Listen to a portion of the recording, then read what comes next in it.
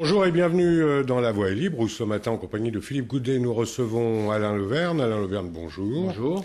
Je rappelle que vous êtes sénateur de Seine-Maritime, président du Conseil régional de Haute-Normandie, et vous avez été victime d'un accident. Alors ça intéresse bien sûr les téléspectateurs.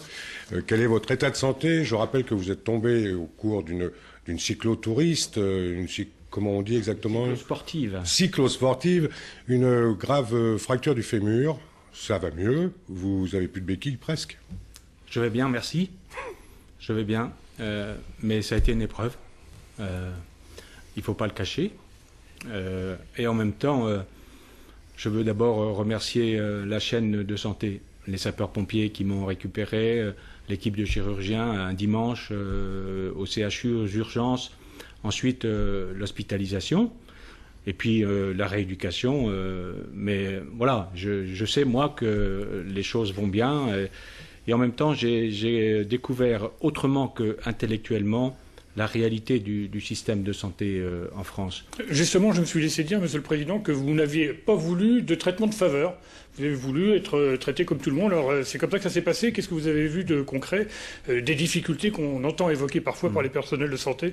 Oui, d'abord, le dévouement extraordinaire et la compétence et la force de ce système de santé. Et en même temps, j'ai côtoyé et je côtoie encore des personnes dans des détresses absolues. Moi, j'ai de la chance. Car au fond, à travers cet accident, bénéficiant de soins, comme tout un chacun, je sais que je vais récupérer dans quelques jours, je marcherai sans béquille. Et vous referez du vélo? Et je vais refaire bien sûr du vélo. Mais j'ai découvert que le système de santé était malheureusement inéquitable. Savez-vous que 40% des citoyens hésitent à se soigner parce qu'ils n'en ont pas les moyens.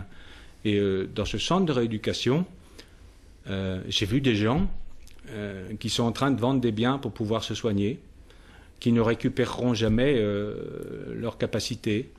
Et je pense que plus que jamais, je vais être un militant de la santé, de l'équité devant les soins et de la prévention.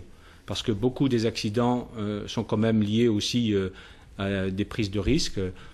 J'en suis le témoin, et je dirais l'exemple moi-même. Mais en tout cas, oui, on a un magnifique système de santé qui manque de moyens.